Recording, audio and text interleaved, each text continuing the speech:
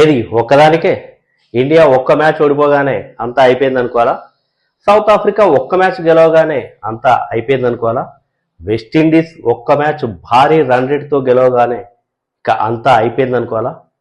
అంటే ఇండియా ఓటమి వల్ల చాలా మంది ఫ్యాన్స్ ఇండియా విషయంలో చాలా డిసప్పాయింట్ అవుతున్నారు.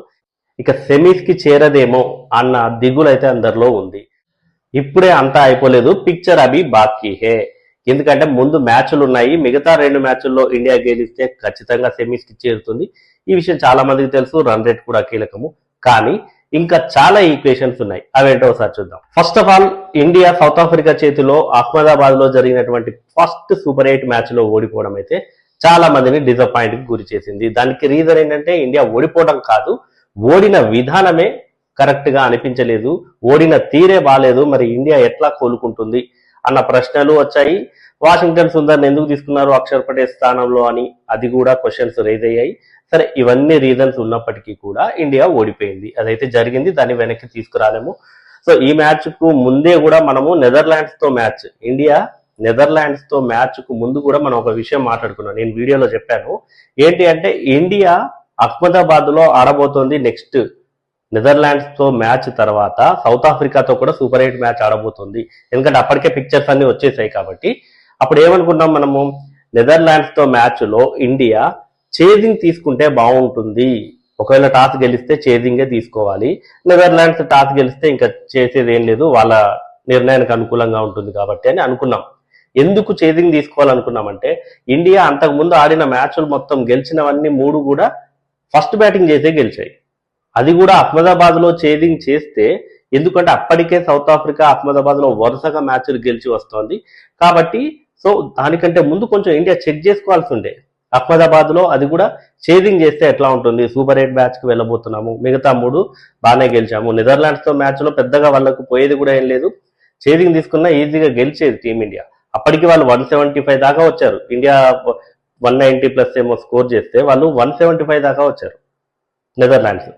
కాబట్టి చేజింగ్ చేసి ఉంటే కొంచెం అలవాటు అయ్యేదేమో మేబీ, ఎందుకంటే అప్పటి వరకు అందరూ ఫస్ట్ బ్యాటింగ్ చేసి ఆడటము చేశారు కాబట్టి అది నాకు అనిపించింది. సరే, ఆ మ్యాచ్ ఎట్లాగో ఓడిపోయింది, ఆ రీజన్ వేరు, సౌత్ ఆఫ్రికా చేతిలో ఓడిపోయింది, తొలిసారిగా చేజింగ్ చేస్తూ బొక్క బొర్లా పడింది. ఆ విషయాలన్నీ చాలా మంది డిస్కస్ చేశారు, దాని గురించి అంతా తెలుసు. ఇప్పుడు జరగాల్సింది ఏంటో చూడాలి. ఎందుకంటే మరి ఒక మ్యాచ్ గెలవగానే అయిపోయిందా? ఇప్పుడు సౌత్ ఆఫ్రికా గెలిచింది, ఇమీడియట్ గా టాప్ 1 లోకి వెళ్ళింది. కానీ వెస్టిండీస్ మ్యాచ్ జరగకముందు మాత్రమే తను ఫస్ట్ పొజిషన్ లో ఉంది. వెస్టిండీస్ జింబాబ్వేపై మ్యాచ్ గెలవడంతో ఒక్కసారిగా భారీ రన్ రేట్ సాధించింది, ఫస్ట్ ప్లేస్కి వెళ్ళింది. మరి ఇక్కడ ఏం జరిగింది అంటే జింబాబ్వే టాస్ గెలిచి వెస్టిండీస్ కు బ్యాటింగ్ ఇచ్చింది. వెస్టిండీస్ కు ఆల్రెడీ రిజల్ట్ తెలుసు ఇండియాది, సూపర్ 8 లో నెక్స్ట్ మ్యాచ్లు ఏంటివో కూడా తెలుసు. వీకర్ టీం ఏది, జింబాబ్వేనే. పూర్తిగా ఉపయోగించుకుంది వెస్టిండీస్. వాంకడేలో జరిగింది, అది కూడా వాంకడేలో జరిగింది మ్యాచ్. ఇక వెస్టిండీస్ ని ఇక్కడ ఎన్ని ఎక్కువ రన్స్ కొడితే అంత మంచిది అనుకుంది, అదే చేసింది, బ్రిలియంట్ గా ఎగ్జిక్యూట్ చేసింది అని చెప్పొచ్చు వెస్టిండీస్. మరి వెస్టిండీస్ పిచ్చులు కావు ఇవి, అయినప్పటికీ కూడా వెస్టిండీస్ ఒక వీకర్ టీంని చూసి, అంటే జింబాబ్వే షాకులు ఇచ్చి వస్తోంది ఓకే, కానీ ప్రాక్టికల్ గా ఆలోచిస్తే కూడా జింబాబ్వే వీకర్ టీమే వెస్టిండీస్ తో పోలిస్తే. అట్లాంటప్పుడు పూర్తిగా ఉపయోగించుకుంది ఆ అవకాశాన్ని. మరి ఇండియా ఉపయోగించుకోలేదా నెక్స్ట్ ఆ అవకాశాన్ని? డెఫినెట్ గా యూజ్ చేసుకుంటుంది కదా. మనం 300 లోడింగ్ అంటున్నాము. మరి వెస్టిండీస్ 250 రన్స్ స్కోర్ చేసింది జింబాబ్వేపై, ఇండియా 250+ రన్స్ స్కోర్ చేయలేదా? చేసే ఛాన్స్ కూడా ఉంది కదా. సరే, చేయకపోవచ్చు, చేయొచ్చు, కానీ ఎందుకు జరగకూడదు? ఇండియా లాంటి టీము జింబాబ్వేపై భారీ స్కోర్ ఎందుకు సాధించకూడదని అనుకుంటున్నారు? చెన్నైలో జరుగుతున్న మ్యాచ్, చెన్నైలో ఇప్పటి వరకు జరిగిన మ్యాచెస్ 6 మ్యాచ్లు ఏమో జరిగాయి. ఫస్ట్ బ్యాటింగ్ చేసిన టీం 3 సార్లు గెలిచింది, తర్వాత చేజింగ్ టీం 3 సార్లు గెలిచింది. స్కోర్లు కూడా 199, 200, 189 ఇట్లా దగ్గర 200కు దగ్గరగా వచ్చాయి. ఆఫ్ఘనిస్తాన్ లాంటి టీం 200+ రన్స్ స్కోర్ చేసింది. న్యూజిలాండ్ 2 సార్లు 3 సార్లు చేజింగ్ చేసింది, ఇక్కడ 180+ రన్స్, 190. ఈవెన్ యుఎస్ఏ కూడా 199 రన్స్ స్కోర్ చేసింది. సరే, అది అపోనెంట్ ఎవరన్నది కూడా పక్కనే పెడితే, మరి ఇట్లాంటి టీంలే చెన్నై వికెట్ ని అంత బాగా యూజ్ చేసుకొని భారీ స్కోర్లు చేస్తే ఇండియా చేయలేదా? ఒకవేళ ఫస్ట్ బ్యాటింగ్ చేస్తే జింబాబ్వేపై ఇండియా చేయలేదా? అంటే మనం ఇక్కడ డిస్కస్ చేయాల్సింది ఏంటి అంటే ఇండియాకి స్కోప్ ఉంది అంటున్నాను. వెస్టిండీస్ ఏదైతే జింబాబ్వేపై చేసిందో యాజ్ ఇట్ ఈజ్ గా సేమ్ రెప్లికేట్ చేయొచ్చు ఇండియా కూడా. జింబాబ్వేపై. ఒకవేళ సెకండ్ బ్యాటింగ్ తీసుకుంటే ఇండియాకి సెకండ్ బ్యాటింగ్ మళ్ళీ చేజింగ్ ఛాన్స్ వస్తే జింబాబ్వేను ముందుగా తొందరగా కట్టడి చేయొచ్చు. ఆ తర్వాత అదే స్కోర్ని చాలా తక్కువ ఓవర్లలో చేజ్ చేస్తే రన్ రేట్ పెరుగుతుంది. మరి చెన్నై పిచ్లో ఇప్పటి వరకు కూడా వికెట్స్ పరంగా చూస్తే పేస్ బౌలర్లు ఎన్ని వికెట్లు తీశారో స్పిన్నర్లు అన్ని వికెట్లు తీశారు. సమానంగా ఉన్నాయి పేసర్లకి అండ్ స్పిన్నర్లకి వికెట్స్. కొంచెం పేసర్లకి 1-2 వికెట్లు ఏమో ఎక్కువ ఉంటున్నాయి. 36 వాళ్ళకుంటే వీళ్ళకి 26 ఏమో ఉన్నాయి. మరి అట్లాంటప్పుడు ఎక్కువ శాతం ఇక్కడ ఆఫ్ఘనిస్తాన్ స్పిన్నర్లు ఎక్కువ వికెట్లు తీశారు. ఆఫ్ఘనిస్తాన్తో జరిగిన మ్యాచ్లు చూస్తే మీకు అర్థమైపోతుంది. ఆఫ్ఘనిస్తాన్ స్పిన్నర్లు చెన్నై పిచ్ మీద ఎక్కువ వికెట్లు తీశారు. మరి ఇండియా స్పిన్నర్లు కూడా ఇప్పుడు అక్షర్ పటేల్ని మళ్ళీ తీసుకుంటారా లేదా అన్నది చూడాలి. డెఫినెట్ గా తీసుకుంటారు అక్షర్ పటేల్ని. సో అప్పుడు అక్షర్ పటేల్ ఉంటాడు, వరుణ్ చక్రవర్తి ఉంటాడు, చెన్నై ట్రాక్ ఏమో స్పిన్ ట్రాక్.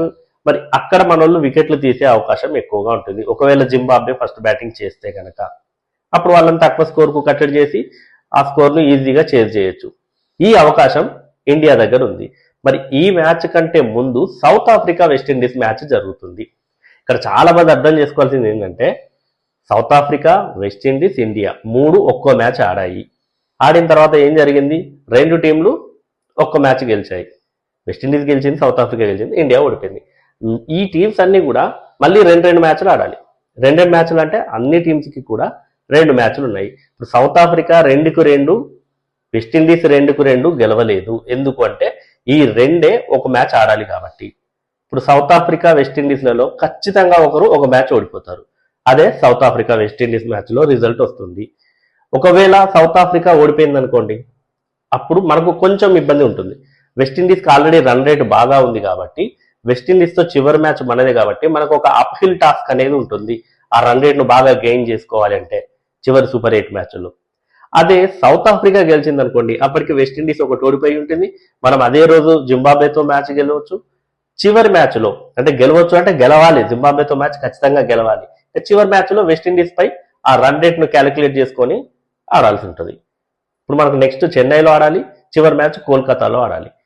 వీటన్నిటికంటే చివరి మ్యాచ్ దాకా వెళ్ళడానికంటే ముందు సౌత్ ఆఫ్రికా వెస్టిండీస్ మ్యాచ్లో మనకు రిజల్ట్ తెలిసిపోద్ది. జింబాబ్వే మీద డెఫినెట్ గా ఒక భారీ స్కోర్ టార్గెట్ చేయాలి. 300 లోడింగ్ అన్న స్కోర్ అయితే టార్గెట్ చేయాలి. ఇది చాలా ప్రాక్టికల్ గా ఉంది. ఎందుకంటే సౌత్ ఆఫ్రికా వెస్టిండీస్లు రెండింటికి 2 మ్యాచ్లు గెలిచే అవకాశం లేదు. ఖచ్చితంగా ఒక టీం ఒక మ్యాచ్ ఓడిపోతుంది. అంటే వాళ్ళ పాయింట్స్ అన్ని ఇప్పుడు ఆల్రెడీ 2 పాయింట్స్ ఉన్నాయి.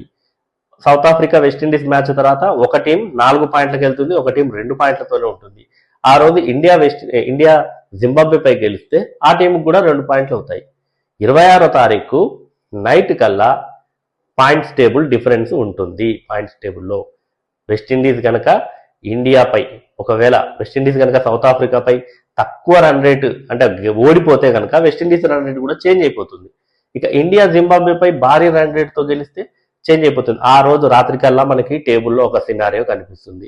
దాన్ని బట్టి సూపర్ 8లో చివరి మ్యాచ్ వెస్టిండీస్తో ఆడుతుంది. ఇక సౌత్ ఆఫ్రికా కూడా జింబాబ్వేతో ఛాన్స్ ఉంటుంది లాస్ట్ మ్యాచ్లో. ఒకవేళ వాళ్ళు వెస్టిండీస్ చేతిలో ఓడిపోతే సౌత్ ఆఫ్రికాకు వచ్చిన ఇబ్బంది ఏమీ లేదు. ఒకవేళ వెస్టిండీస్ చేతిలో ఓడిపోయినా కూడా వాళ్ళు చివరి మ్యాచ్లో జింబాబ్వేపై మంచి రన్ రేట్తోనే గెలుస్తారు. సో అప్పుడు ఇండియాకి ఇబ్బంది ఉంటుంది. వెస్టిండీస్ మీద జింబాబ్వే మీద గెలిచినప్పటికీ కూడా రన్ రేట్ క్యాలిక్యులేషన్ చేయాల్సి ఉంటుంది. సో కాబట్టి ఇండియా అయితే చాలా పాజిటివ్ మైండ్ సెట్తో ఉండాలి. డెఫినెట్గా జింబాబ్వేని చిత్తుగా ఓడించి భారీ రన్ రేట్తో గెలవాలి అన్నది కనుక దృష్టిలో పెట్టుకుంటే ఖచ్చితంగా ఇండియాకి సెమీస్ వెళ్లే అవకాశాలు అయితే ఉంటాయి. సౌత్ ఆఫ్రికా వెస్టిండీస్ మధ్య జరిగే మ్యాచ్లో అందరూ సౌత్ ఆఫ్రికా గెలవాలని కోరుకుంటారు ఇండియా ఫ్యాన్స్ అయితే.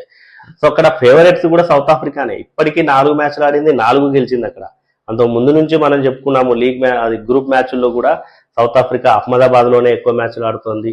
3 మ్యాచ్లు ఆడి 3 గెలిచి వచ్చింది. ఇండియా మీద కూడా అవకాశాలు చాలా ఎక్కువగా ఉన్నాయి. సౌత్ ఆఫ్రికాకి అడ్వాంటేజ్ ఉందని చెప్పుకున్నాం, అదే జరిగింది. ఇప్పుడు కూడా ఆల్రెడీ గెలిచే ఊపు మీద ఉంది.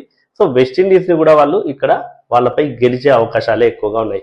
వెస్టిండీస్ సౌత్ ఆఫ్రికా మ్యాచ్ లో కూడా సౌత్ ఆఫ్రికానే ఫేవరెట్ గా కనిపిస్తుంది. ఒకవేళ సౌత్ ఆఫ్రికానే గెలిస్తే అది ఇండియాకి కొంచెం ఫేవరబుల్ గానే మారే అవకాశం ఉంది. ఇండియా 2 మ్యాచ్లు గెలిస్తేనే. ఖచ్చితంగా ఇండియా 2 మ్యాచ్లు గెలిచి ఈ రిజల్ట్ తో సంబంధం లేకుండా, సౌత్ ఆఫ్రికా వెస్టిండీస్ రిజల్ట్ తో సంబంధం లేకుండా 2 మ్యాచ్ల్లోనూ భారీ రన్ రేట్ ను నమోదు చేసి ఇండియా సెమీఫైనల్ కు చేరుతుందని అయితే నాకు అనిపిస్తోంది. ఇండియా సెమీస్ కి చేరే అవకాశాలు ఎంతవరకు ఉన్నాయని మీకు అనిపిస్తుందో కామెంట్ చేయండి.